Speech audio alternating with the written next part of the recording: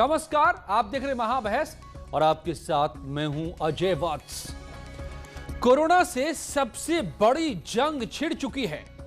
सरकार के साथ अब सेना तक मैदान में मोर्चा लेने उतर रही है। एक तरफ ये कोविड तूफान बन चुका है, लेकिन सरकार उत्तर प्रदेश में खास तौर से बिना लॉकडाउन के इसका मुकाबला करने को जंग लड़ रही है मैदान में। आखिर क्यों? हाई कोर्ट ने कहा लॉकडाउन लगाओ, सरकार ने कहा जरूरत नहीं, सुप्रीम कोर्ट ने कहा ठीक है। तो फिर लगता है कि बिना लॉकडाउन के आप काबू पा लेंगे तो कीजिए। 2 हफ्ते बाद बताइए कि आपने क्या किया।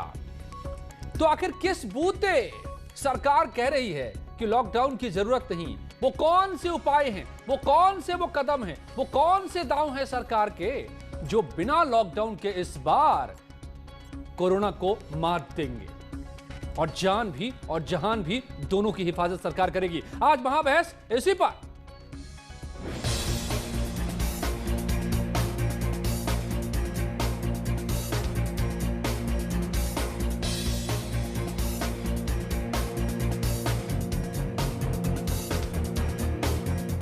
कोरोना पर पूर्ण प्रहार, लॉकडाउन से इनकार। उत्तर प्रदेश के मुख्यमंत्री ने कल रात में उत्तर प्रदेश की बसें लगाकर, सरकारी और प्राइवेट लगाकर 70 से 1 लाख लोगों को वहां से निकालने का कार्य शुरू कर दिया है और उनको अपने गांव तक की पहुंचाने का कार्य कराया जा रहा है। मगर दिल्ली के मुख्यमंत्री ने आनन फानन में लॉकडाउन जो लगाया है, उसका नतीजा, उसका दृश्य हम लोग कल देख रहे हैं। महामारी से जंग जारी, रोजगार भी जरूरी। महाराष्ट्र में नई दिल्ली में लॉकडाउन की वजह से प्रवासी मजदूर प्रदेश में लौट रहे हैं। माननीय मुख्यमंत्री जी ने गृह विभाग और परिवहन विभाग दोनों को निर्देशित किया है कि ऐसे सभी श्रमिकों को उनके गंतव्य तक पहुंचाने के लिए, गंतव्य तक सुरक्षित और आराम से पहुंचाने के लिए सभी समुचित व्यवस्था, सुरक्षा की, परिवहन की जाए, उन्हें किसी प्रकार की समस्या ना हो। जीवन और जीविका दोनों ही जरूरी है। जीवन होगा तो जीविका का मतलब है। सुप्रीम कोर्ट ने यह भी बोला है अगर सरकार सक्षम है तो ना लगाए लॉकडाउन। लेकिन उत्तर प्रदेश की सरकार कितनी सक्षम है, किसी से नहीं छुपा हुआ है। कोविड 1 साल पहले आया था, 1 साल आए हो गया, ना तो यहाँ पे सरकार हॉस्पिटल की व्यवस्था कर पाई, ना तो यहाँ बेड की व्यवस्था कर पाई, ना तो यहाँ पे ऑक्सीजन सिलेंडर की व्यवस्था कर पाई, ना वेंटिलेटर की व्यवस्था कर पाई, ना एम्बुलेंस की व्यवस्था कर पाई। कोरोना से लगातार लोगों की मौतें होती जा रही है, मौतें बढ़ती चली जा रही है। यहाँ पे कोरोना का संक्रमण बढ़ता चला जा रहा है, लोग परेशान, अफरा तफरी का माहौल है। अब आप समझ लीजिए कि उत्तर प्रदेश की सरकार कितनी सक्षम है। जान भी जहान भी।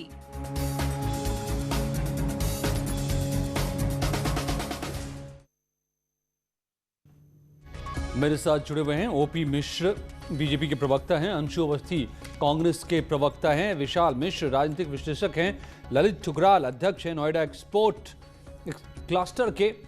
बताएंगे हमें कि लॉकडाउन से क्यों बचना चाह रही है सरकार, क्या नुकसान होता है इसका, क्या अनुभव पिछला बताता है लॉकडाउन। ललित ठुकराल साहब हैं और AK जैन साहब हैं, पूर्व DGP यूपी के। उनसे मैं समझूंगा कि कैसे सरकार इस वक्त किस किस तरह की सख्ती बरत रही है और क्या ये सख्ती काफी है, चाहे वो वीकेंड लॉकडाउन हो, चाहे कोरोना कर्फ्यू हो रात के दौरान, चाहे छापेमारी हो जगह जगह ऑक्सीजन को लेकर के। लेकिन ओपी मिश्रा साहब, सबसे पहले मैं आपसे समझना चाहता हूं, ये तो दिखाई दे रहा है ना कि मरीज इतनी तादाद में सामने आ रहे हैं। 30,000 के करीब यूपी में, 6,000 के करीब सिर्फ लखनऊ में, हॉस्पिटल्स फुल होते चले जा रहे हैं। तो क्या बिना लॉकडाउन के जो सरकार ने कहा है सुप्रीम कोर्ट को कि हम कर लेंगे मुकाबला, कैसे कर लेंगे, जरा प्रदेशवासियों को समझाइए। देखिए अजय जी, ये हमारी सरकार की सक्षमता ही है जिसमें हम ये कह रहे हैं कि हम लॉकडाउन के लगाए बिना हम इस महामारी का जो संकट आया है पूरे प्रदेश पे, जिसमें लगातार कोरोना का केस बढ़ता जा रहा है, जो हम सभी के सामने है, उसका हम मुकाबला करेंगे और हम मुकाबला कर रहे हैं। लगातार कोविड अस्पतालों की संख्या बढ़ाई जा रही है। ऑक्सीजन की आपूर्ति लगातार उसकी आपूर्ति बिना बाधित पूरे प्रदेश में हर एक अस्पताल में, हर जिले में, लखनऊ में उसकी आपूर्ति बाधित न हो, इसकी सरकार प्रयास कर रही है।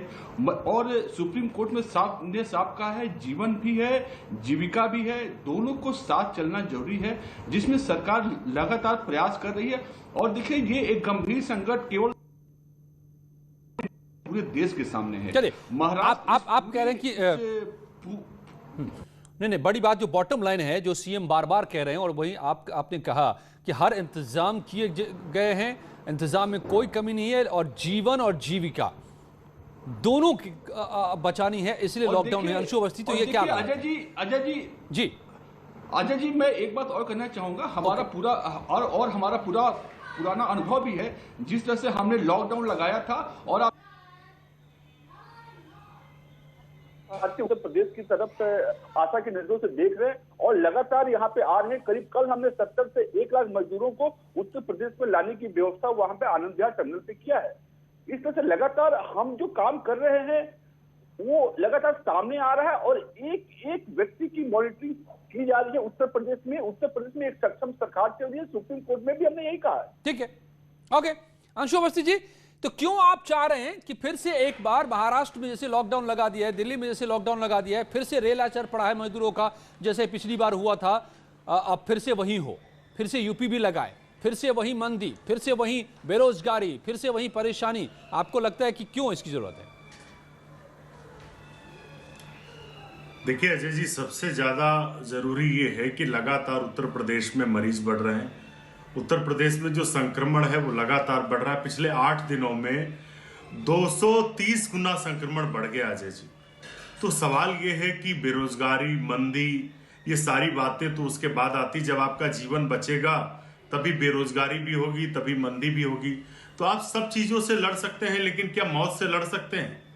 तो सवाल ये है कि आज उत्तर प्रदेश की जो सरकार, जो उत्तर प्रदेश के लिए पनौती बन चुकी है, कोई तैयारियां नहीं है।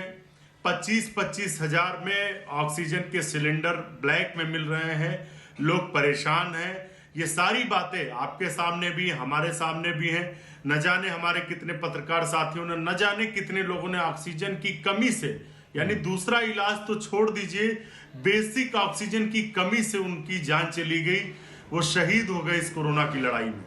तो सवाल ये है कि जब उत्तर प्रदेश के मुख्यमंत्री से कुछ संभल नहीं पा रहा है, बीजेपी सरकार को संभाल नहीं पा रही है, तो कम से कम संक्रमण रुके, इसके लिए सबसे पहले प्रथम दृष्टया लॉकडाउन की आवश्यकता है। सुप्रीम कोर्ट ने साफ कर दिया कि नहीं जरूरत है इसकी फिलहाल। अगर किसी भी सुप्रीम कोर्ट ने रोक लगा दी ना हाईकोर्ट के फैसले पर। संक्रमण को रोकने के लिए, उसके साइकिल को रोकने के लिए अजय जी 8 दिन का लॉकडाउन इसलिए आवश्यक है कि जो जहां पर है वो वहां कम से कम संक्रमण बढ़े ना। इसलिए कि जो तुगलकी फरमान हुआ है कि बिना सीएमओ के रेफरल के कोरोना का पेशेंट भर्ती नहीं हो रहा। आप समझिए, अब एक जो पेशेंट है, जल्दी से एक आपका जवाब, फिर मैं बाकी मेहमानों के पास जाऊं। जी, हमारे काबिल दोस्त जिस तरह की बातें कर रहे हैं, यही बातें वो पिछले साल कर रहे थे जब उत्तर प्रदेश की सरकार ने लॉकडाउन लगाया था। और जब केंद्र की सरकार, कांग्रेस इस देश के लिए पनौती है। कांग्रेस और कांग्रेस के नेता और कांग्रेस के इस तरह के प्रवक्ता इस देश के लिए पनौती है, जो पूरे देश की जनता जानती है। और हम देख रहे हैं इस देश की सक्षम सरकार केंद्र में और इस देश की सक्षम सरकार उत्तर प्रदेश में एक व्यक्ति के साथ खड़ी है और हम उस व्यक्ति के साथ खड़े हैं। लेकिन कांग्रेस के प्रवक्ता इस और देश के लिए पनौती है। इनके जो नेता हैं वो पनौती झूठ बोलते हैं, मक्कारी करते हैं, गलत नंबर की बीजेपी आते हैं, गलत बयानी करते हैं और लगातार देश को गुमराह करने का काम कर रहे हैं। अच्छा ठीक है भाई। अंशु अवस्थी जी, केवल यूपी में नहीं है कोरोना, महाराष्ट्र में भी है, छत्तीसगढ़ में भी है, और वहां बहुत ज्यादा मामले हैं और पूरी दुनिया में कोरोना है। Okay, let me go to the other guest please. Lalit Thukral साहब हैं, के जैन साहब, विशाल मिश्रा जी भी हमारे साथ। राजनीतिक विशेषज्ञ। Okay okay okay sir please. कहां पर 1.5 लाख बेड? कांग्रेस के लोग इस देश के लिए पनौती है, अंशु अवस्थी जैसे लोग इस देश के लिए पनौती है, राहुल गांधी सरकार है जैसे लोग उत्तर प्रदेश का मुख्यमंत्री बेशर्म है। सबसे पहले चाहिए इसे बेशर्म मुख्यमंत्री को। ठीक है, अगर थोड़ी भी शर्म और मानवता ओके ओके आपको रास्ता दिखा दिया है ललित ठुकराल जी, ललित ठुकराल जी, जिसको लोगों ललित ठुकराल जी, आप हैं नोएडा एक्सपोर्ट क्लस्टर से, आप व्यवसायी हैं, आप जानते हैं, स्वागत है आपका। क्यों लॉकडाउन से सरकार इतना बच रही है? क्यों कह रही है कि जीवन और जीविका दोनों बराबर जरूरी है इस वक्त?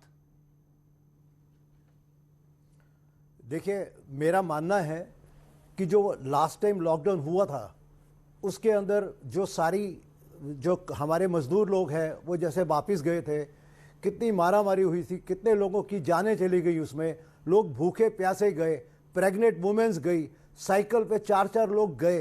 वो लॉकडाउन गलत तरीके से लगा था, जिसका जो एक्सपीरियंस, जो सारा तजुर्बा और जो वो दर्द था, वो सब हमारे आदरणीय मुख्यमंत्री जी ने देखा है और उन्होंने समझा है। तो उन्होंने ये जो एक डिसीज़न लिया है ये बहुत ही बेहतरीन है। अगर ये डिसीज़न उन्होंने भी लॉकडाउन होने देते तो ये कल से ही गदर मच जाता। नोएडा से 10 लाख लोग वापस जाते, आपके प्रयागराज से, आपके वाराणसी, आपके गोरखपुर, कितने लोग मजदूर जो काम कर रहे हैं वो उनकी रोजी कहाँ जाती, उनको कौन खिलाता, उनको किसी के पास कोई साधन था क्या? एक दिन में सब कुछ अरेंजमेंट हो जाता? हम लोगों को सरकार जो कर रही है, मैं ये मानता हूं कि हमारे जो आदरणीय मुख्यमंत्री जी हैं जी, उन्होंने वो एक योद्धा है, कोरोना योद्धा। उन्होंने पिछले बार कोरोना में एक डीएम से, एक अधिकारी से पर्सनली सारी चीजों का संज्ञान लिया कि कैसे कैसे हुआ, वो कितना समय लगाते थे इसके ऊपर कि किस व्यवस्था को किस तरह से सही किया जाए। वो एक्सपीरियंस है, उस एक्सपीरियंस को देखते हुए उन्होंने जो डिसीजन लिया है वो बहुत ही बेहतरीन है। इससे लाखों लोगों को रोजगार भी बना रहेगा और लोगों की जान भी नहीं जाएगी। ओके, देखिए, जो जीविका है वो बहुत जरूरी है। जीविका अगर नहीं होगी I'll come back to you again, लेकिन एक जैन साहब, विशाल मिश्रा भी मेरे साथ हैं। Let me first go to them.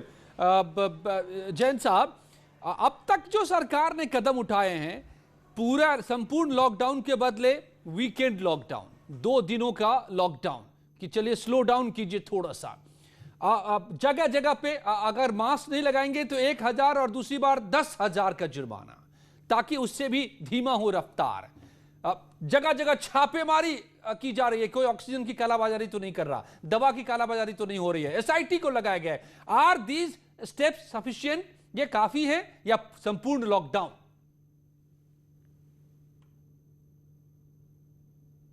ये तो जैसा आज सुप्रीम कोर्ट ने कहा है कि अगले 15 दिन के बाद फिर हमको अवगत कराइए, तो गवर्नमेंट को ये प्रूव करना होगा कि वो एडिक्वेट मेजर्स ले रहे हैं जिससे कि इसका स्प्रेड हो रहा है। ऑक्सीजन सिलेंडर्स की कमी को लेके, दवाइयों की कमी को लेके जो एक मारामारी है, इस सिचुएशन के ऊपर बड़ा सख्ती से नियंत्रण पाना होगा। ये केसेस भी कम होने चाहिए। नंबर 2, जो हॉस्पिटल्स के ऊपर लोड बढ़ गया है, प्रेशर बढ़ गया है, वो भी रिड्यूस होना चाहिए। और जो इंफ्रास्ट्रक्चर है, जैसे वेंटिलेटर्स हैं, ऑक्सीजन की सप्लाई है, जो बहुत ही एसेंशियल दवाइयां हैं उनकी सप्लाई है, इस सबको भी इंश्योर करना होगा। और इसके लिए बड़े स्टर्न मेजर्स, छापेमारी से लेके एसटीएफ के द्वारा जो ये कहा गया है कि उन पे गैंगस्टर एक्ट लगाया जाएगा, एनएसए लगाया जाएगा, ये बहुत सही कदम है। जो इस तरह के जमाखोर हैं उनके साथ बड़ी सख्ती होनी चाहिए और एक मैसेज जाना चाहिए कि दवाइयों की उपलब्धता आम जनता तक करनी होगी। तो इसको मैं समझता हूं कि वीकेंड अभी लॉकडाउन किया है, क्योंकि पिछली बार के लॉकडाउन में बहुत ही खराब दृश्य देखने को मिले थे। तो मेरे ख्याल से इसकी वजह से ये डिसीजन लिया गया है कि अभी कंप्लीट लॉकडाउन न किया जाए जी, वीकेंड लॉकडाउन से और सख्ती करके नाइट कर्फ्यू लगाकर इसको नियंत्रण में किया जाए। और मैं समझता हूं कि 1 आध हफ्ते के बाद स्टेट गवर्नमेंट को फिर इसको रिव्यू करना चाहिए कि इसके क्या इम्पैक्ट रहा और जी, क्या बिल्कुल फुल लॉकडाउन की आवश्यकता है या इससे काम चल जाएगा। और एक बड़ी खबर इस वक्त आ रही है, 8:45 बजे पीएम मोदी देश से को संबोधित करेंगे। बात करेंगे। पिछली बार भी हमने देखा था कि कोरोना में लगातार प्राइम मिनिस्टर देश से बात कर रहे थे और इस बार इस लहर में सीधे सीधे आज फिर से रूबरू होंगे देश से। 8:45 पर प्रधानमंत्री मोदी सीधे देश के लोगों से रूबरू होंगे। बड़ी खबर आ रही है इस वक्त। प्राइम मिनिस्टर मोदी देश के लोगों से सीधी बात करेंगे 8:45 बजे। अब से थोड़ी देर बाद, आधे घंटे के बाद प्राइम मिनिस्टर आपके सामने होंगे और सारी बातें वो फिर से रखेंगे कि इस वक्त क्या हालत है, क्या करना चाहिए, किस बात की जरूरत है, और हो सकता है कोई बड़ा ऐलान भी हो। प्राइम मिनिस्टर खुद सामने आ रहे हैं और जैसे पिछली बार उन्होंने अब खुद सामने आकर हर एक चीज लोगों को कहा, करने को लोगों ने किया। और इसीलिए हम उस वक्त जब कोई तैयारी नहीं थी देश में, तब हम कोरोना को कंट्रोल कर पाए थे लॉकडाउन और तमाम एहतियात से। इस बार अनुभव की बात कही जा रही है, तैयारी है, इसलिए लॉकडाउन नहीं किया। विशाल मिश्रा जी, तो क्या अब इस चीज को लेकर हाई कोर्ट का फैसला दे देना, फिर सुप्रीम कोर्ट का उस पर रोक लगा देना, फिर सियासत, फिर राजनीति, क्या सही है, क्यों जरूरी है? देखिए अजय जी, मैं सबसे पहले तो ये कहना चाहूंगा कि ये समय आरोप प्रत्यारोप का नहीं है। सभी पार्टियों को दलगत राजनीति से ऊपर उठकर एक साथ आगे आना होगा और एक समन्वय बनाकर हमें इस कोरोना महामारी से लड़ना होगा। इसमें कोई दो राय नहीं कि पिछले एक साल में हमारे पास अनुभव है, हमारे पास उपलब्धियां भी हैं। जहां हमारे पास पिछले साल जब ये महामारी आई थी, पीपीई किट नहीं बनते थे, आज हम पीपीई किट एक्सपोर्ट करने की स्थिति में हैं। आज हमारे पास 2 वैक्सीन हैं और अन्य वैक्सीनों को भी परमिशन दी जा चुकी है। आज की डेट में यदि आप देखें तो लगभग 3,75,00,000 उत्तर प्रदेश में ही लोगों को वैक्सीन दी जा चुकी है, टेस्टिंग किया जा चुका है इतने लोगों का। तो ऐसी स्थिति में मुख्यमंत्री जी लगातार अपनी नज़र बनाए हुए हैं। देखिए 5 ऑक्सीजन के प्लांट पर काम शुरू हो चुका है। जहां तक जो रेमडेसिविर इंजेक्शन की बात है, ऐसा जो है आया है प्रकाश में कि जो जुबिलेंट फार्मा कंपनी है उसकी तरफ से जो है आज रेमडेसिविर इंजेक्शन की आपूर्ति कर दी जाएगी। परसों अहमदाबाद से लगभग 20,000 वायल और परसों तक प्राप्त हो जाएंगे। जो L1 L2 के अस्पताल हैं उनमें लगातार ये बात कही गई है कि 36 घंटे का बैकअप हो हमारे पास ऑक्सीजन का। हर अस्पतालों में जिला लेवल पर 200 बेड को बढ़ाने की बात की गई है, चाहे वो प्रयागराज के मेडिकल कॉलेज हो, चाहे वो कानपुर हो, चाहे वो लखनऊ हो। तो ऐसी स्थिति में और लगातार निगरानी बनी हुई है। लखनऊ के लिए हर अस्पताल के लिए नोडल ऑफिसर अपॉइंट किया गया है।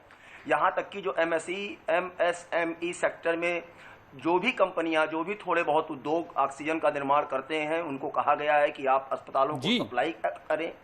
तो ये स्थितियां बहुत सुखद हैं। देखिए क्या है कि हमें संयम से काम लेना होगा। अगर सरकार कह रही है कि आप हमारे ऊपर भरोसा रखिए, तो ऐसे में हम सभी विपक्षी पार्टियों का, जितने भी हैं, हम सभी नागरिकों की ये नैतिक जिम्मेदारी बनती है कि हम सरकार के साथ खड़े रहें। अरे मानवत, चुनाव आएगा जाएगा, राजनीति फिर कर लेंगे, फिर किसी मुद्दे पर राजनीति कर लेंगे। वो मुद्दे तो बहुत होते हैं, लेकिन आज समय कंधे से कंधा मिलाकर खड़े रहने का है। आज आप देखिए लखनऊ के जितने भी हैं, चाहे वो KGMU हो, चाहे बलरामपुर चिकित्सालय, चाहे एरा मेडिकल कॉलेज, चाहे TS मिश्रा, चाहे Hindu institute of medical sciences, Mayo, सबको डेडिकेटेड हॉस्पिटल के रूप में कन्वर्ट किया जा चुका है। अभी कोई मान्यवर बोल रहे थे कि CMO के परमिशन की क्या जरूरत थी। मान्यवर, मैं आपकी बात से सहमत हूं, लेकिन होता क्या है कि जो संपन्न लोग हैं, वो सबके सब लोग अपने उन समस्त सुविधाओं का खुद ही इस्तेमाल करना शुरू कर देते हैं, चाहे उनको आवश्यकता हो चाहे ना हो। तो ऐसे में जो नीडी पर्सन है, जिसको वास्तव में ऑक्सीजन लेवल घट रहा है, जो वास्तव में परेशान है, इंफेक्शन ज्यादा है, उसकी पैमाइश कौन करेगा? तो कम से कम एक मेडिकल ऑफिसर इस बात की तो पुष्टि करेगा कि हाँ, इनको तुरंत आवश्यकता है, इनको पहले मिलना चाहिए। तो कोई बुराई मुझे नहीं नजर आती। लेकिन एक बार फिर कहना चाहूंगा अजय जी कि यह समय आरोप प्रत्यारोप का कतई नहीं है। We have to be united, we have to stand together and we have to support the government, चाहे स्टेट सरकार हो, माननीय मुख्यमंत्री योगी आदित्यनाथ जी की, और चाहे केंद्र में आदरणीय प्रधानमंत्री मोदी जी की सरकार हो। इस समय तू मैं का समय नहीं है। एक कोऑपरेटिव फेडरलिज्म का जो है अनुकरण करते हुए हमें सरकार के साथ खड़े रहना हो। बिल्कुल।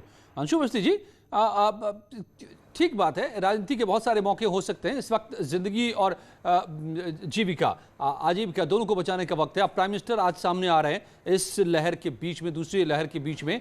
क्या लगता है, क्या बोलेंगे, क्या आप उम्मीद करेंगे? देखिए अजय जी, विशाल जी जो बातें कर रहे थे उससे मैं सहमत हूं।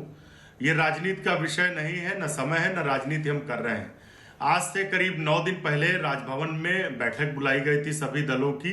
कांग्रेस पार्टी ने भी समर्थन दिया था, हम सरकार के साथ खड़े हैं। लेकिन किस तरीके से खड़े हैं कि मुख्य चिकित्सा अधिकारी अर्थात सीएमओ लोगों को मिल नहीं रहा और बिना सीएमओ के लोगों को एडमिशन नहीं मिल रहा है। आप बताइए, लोग अपनी गाड़ी में ही, कई लोगों की जान चली गई इसलिए कि उनको रेफरल लेटर नहीं मिल पाया, सीएमओ के साइन नहीं मिल पाए। तो सवाल ये है कि 1 साल हो गया, हमारे पास अनुभव है इस महामारी से लड़ने का, वैक्सीन है, लेकिन 1 साल हो गया, हमारे नेता श्री राहुल गांधी जी, श्रीमती प्रियंका गांधी जी, कांग्रेस पार्टी लगातार इस बात को कहती रही कि आप इंतजाम करिए, आप इंतजाम करिए, फिर से ये रिपीट होगा। लेकिन आपने उसको लेकर कोई भी तैयारी नहीं की, और जब फिर से समस्या आ गई तब फिर आप अचानक देखिए क्या है तौबा मची। 1 साल बहुत अच्छा समय था इस तैयारी के लिए।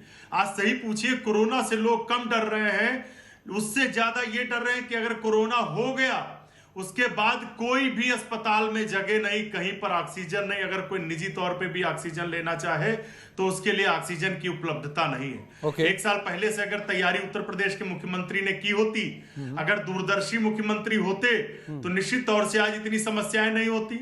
मैं तो कह रहा हूं कि भारतीय जनता पार्टी, अंशु जी ठीक बात है, मैं इस आपकी चिंता से बिल्कुल सहमत हूं। मुख्यमंत्री इस प्रदेश के लिए पनौती है। अंशु अवस्थी जी, लोग हैं, अंशु अवस्थी जी, कुछ नहीं हो सकता, क्योंकि इनको लोगों की परवाह नहीं है, लोगों की चिंता नहीं है। अच्छा ठीक है, मुख्यमंत्री जी ने अपने आप को तो आइसोलेट कर लिया, काम खत्म। अच्छा पीजीआई में बेड मिल गया, अंशु अवस्थी जी, आम आदमी के बारे में ओके अंशु जी जरा सुन तो लीजिए, सवाल भी सुनिए ना अंशु जी। अरे भाई अंशु अवस्थी, सवाल तो सुनिए। आपकी बातों का जवाब ओपी मिश्रा देंगे, लेकिन मैं आपसे एक सवाल मैं करना चाहता हूँ, प्लीज सुन लीजिए, सवाल सुन लीजिए। नहीं, ये अरे सुन लीजिए ना, महाराष्ट्र की सरकार को भी नहीं पता चल पाया ना, छत्तीसगढ़ की भी सरकार की कोई तैयारी नहीं थी ना। महाराष्ट्र में तो अभी यूपी से बहुत गुना ज्यादा पेशेंट आ रहे हैं, वहां तो लॉकडाउन भी अब लग रहा है। जब से आया नहीं तो वहां क्या हो गया? वहां की सरकार क्या पनौती नहीं है क्या? वहां के मुख्यमंत्री पनौती नहीं है क्या? नहीं आप बताइए तो सही। आपने point, come to the point, यूं ही पॉलिटिकल बातें मत कीजिए साहब। अब देखिए क्या बात कर रहे हैं आप, लाइनें लगवा दी, नोटबंदी करके लाइन लगवा दी। अब आप अपनी कहानी कहते रहेंगे, आप बोलिए भाई, जवाब दीजिए ओपी मिश्रा जी। ओपी मिश्रा जी आप जवाब दीजिए। और अजय जी देखिए, अजय जी देखिए, ये कहानी कहते रहेंगे, ये लोग काम करने वाले लोग नहीं है, ये सिर्फ समाज में अफवाह फैलाने वाले लोग हैं। समाज ने इनको दुत्कारा हुआ है। कांग्रेस के राहुल गांधी, प्रियंका गांधी इस देश के लिए पनौती बन चुके हैं। अंशु अवस्थी जैसे लोग इस आपके पूरे पत्रकारिता जगत के, जिस तरह से उत्तर प्रदेश की सरकार काम कर रही है, हम सक्षम सरकार है, हमारे पास अनुभव है और सरकार काम कर रही है। इन लोगों को काम नहीं करना है, देश की जनता ने इन लोगों को काम करने के लिए मैंडेट नहीं दिया है। इन लोगों ने केवल समय खराब करना है, देश में माहौल खराब करना है, अफवाह फैलाना है। हमारी प्रदेश की सरकार, हमारी सरकार काम कर रही है। अरे हमने काम किया है, हमने लगातार काम किया है और हम काम कर रहे हैं। हम कोरोना से लड़ रहे हैं और कोरोना के साथ साथ आपके जैसे पनौतियों से भी हम लड़ रहे हैं। हमारी सरकार और हमारी सरकार लड़ रही है। इस अगर उत्तर प्रदेश में मेडिकल की सुविधा बढ़ाई है तो वो योगी जी की सरकार ने बढ़ाई है और हमने मेडिकल सुविधा बनाया है, हमने सुविधा दिया है, उत्तर प्रदेश की सरकार ने सुविधा किया है। आपके लोगों ने अफवाह फैलाने की समस्या नहीं आती, इस देश में अफवाह फैलाया है। अरे कांग्रेस के सामने दूरदर्शिता होती तो आज देश की हाल नहीं होती। कांग्रेस के सामने कहां की दूरदर्शिता थी जो आज देश का ये हाल है और कांग्रेस का ये हाल है। उत्तर प्रदेश के अपनी पार्टी को नहीं बचा पाए, अपने नेता को नहीं बचा पाए, आप क्या ही देश को बचाएंगे?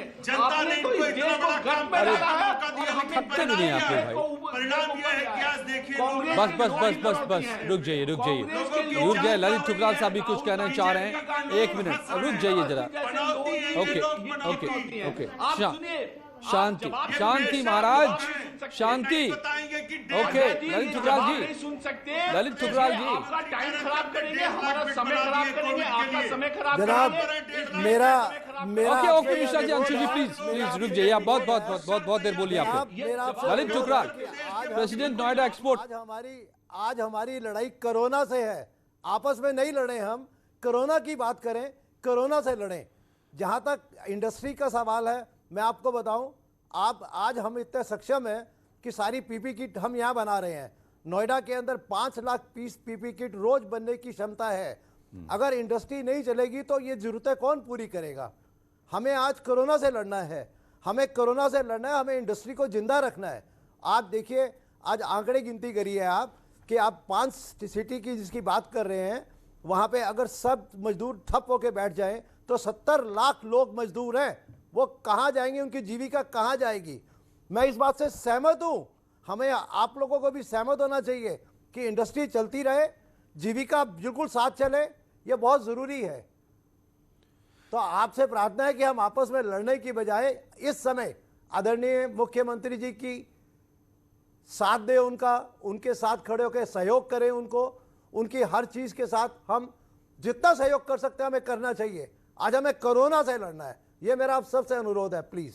नहीं, क्वाइट वैलिड ललित ठुकराल जी, बिल्कुल मैं आपकी बात से सहमत हूं कि इस वक्त दुश्मन कोरोना है ना कि, लेकिन आप लोगों का दुख दर्द समझिए। नहीं, बिल्कुल उसी की तो बात हो रही है, उसी की बात हो रही है कि दुख को कैसे कम किया जाए, बढ़ाया तो नहीं जाए ना अंशु अवस्थी, कि एक तरफ हम कोरोना से लड़ रहे हैं, फिर दूसरी तरफ बेरोजगारी से भी लड़ने लगे, फिर सड़क पर लोग फैल जाएं, उनको संभालने लगे, सारे फ्रंट खोल लें हम। सरकार ने रोजगार दिया है, उत्तर प्रदेश में 2 करोड़ लोगों को हमने रोजगार दिया है, इन लोगों ने केवल बात किया है। बीजेपी ने, भारतीय जनता पार्टी की सरकार ने 2 करोड़ ऐसे पता नहीं, इस वक्त भी आप लोग अपनी पॉलिटिक्स से बाज नहीं आ रहे। प्लीज सुन लीजिए आप लोग, मैं लाता हूँ और मेहमानों को नहीं, आप लोग चुप हो जाइए, अंशु अवस्थी और ओपी मिश्रा जी प्लीज। एक जैन साहब, विशाल मिश्रा जी, ओके एक जैन साहब, मुझे याद है कि पिछली बार, ठीक है, उस वक्त की जरूरत थी लॉकडाउन, तैयारी नहीं थी, हमें तजुर्बा नहीं था, हमें पता नहीं था कि करना क्या है, और इसी तरह से प्राइम मिनिस्टर आए थे सामने और लॉकडाउन का ऐलान किया था उन्होंने। आज फिर से सामने आ रहे हैं, आज क्या कहेंगे, क्या आप उम्मीद करते हैं, ये भी आप बताएं। और लेकिन उस वक्त जो लॉकडाउन का नतीजा रहा, एक तरफ हम कोरोना से लड़ तो पाए, स्लो डाउन कर पाए, मगर दूसरी तरफ सड़क पर जो अराजकता पैदा हुई, जो लोगों की नौकरियां गई, लोगों को बेरोजगारी लोगों की हुई, वो कौन से हालात थे? पुलिस ने सबसे ज्यादा सामना किया था उस वक्त। मुझे याद है एसपी रोड पे खड़े रहते थे तमाम डिस्ट्रिक्ट पे उन लोगों को कंट्रोल करने के लिए।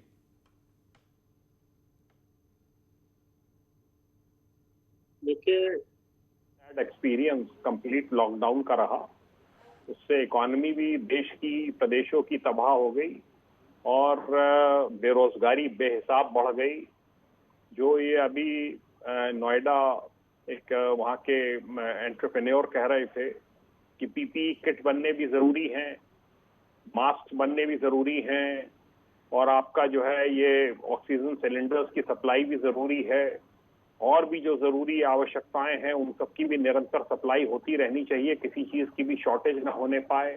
आपके देखिए, मेडिकल इक्विपमेंट्स और मेडिकल इससे जो इंडस्ट्रीज हैं, जो फार्मास्यूटिकल इंडस्ट्रीज हैं, इन सब का निरंतर चलते रहना, 100% कैपेसिटी पर इनका प्रोडक्शन होना, ये भी आवश्यक है। मेरा ये मानना है कि आज के संबोधन में प्रधानमंत्री जी लोगों से अपील करेंगे कि क्या क्या सावधानियां उनको बरतनी चाहिए, बजाय इसके कि ये एक इसके ऊपर नेशनल लॉकडाउन की घोषणा करेंगे। नेशनल लॉकडाउन की मैं समझता हूं कि अभी नेशनल लॉकडाउन का अनाउंसमेंट नहीं होगा, क्योंकि पिछली बार का बहुत ही खराब ट्रेजिक एक्सपीरियंस रहा है। कल दिल्ली गवर्नमेंट ने जो किया 7 दिन का, देखिए लाखों की भीड़ चल पड़ी है दिल्ली से, इनको बड़ी दिक्कतों का सामना करना पड़ता है। इस समय अप्रैल का महीना है, बेहिसाब गर्मी है, पता नहीं कितनी डेथ्स इसमें डिहाइड्रेशन से और थकावट से लोगों की हो जाएंगी। तो इन सबको भी ध्यान में रखकर स्टेट गवर्नमेंट, मेरा ये मानना है कि स्टेट गवर्नमेंट को, पुलिस को, I'll come back, sir. I'll come back again. आप सब मेरे साथ बने रहें क्योंकि बड़ी खबर इस वक्त की है कि प्राइम मिनिस्टर मोदी देश को संबोधित करने जा रहे हैं कुछ ही मिनटों में और हम भी बने हुए हैं तमाम मेहमानों के साथ। क्या बोलेंगे प्राइम मिनिस्टर आज इस कोरोना की सबसे बड़ी लहर के बीच? बने रहिए हमारे साथ।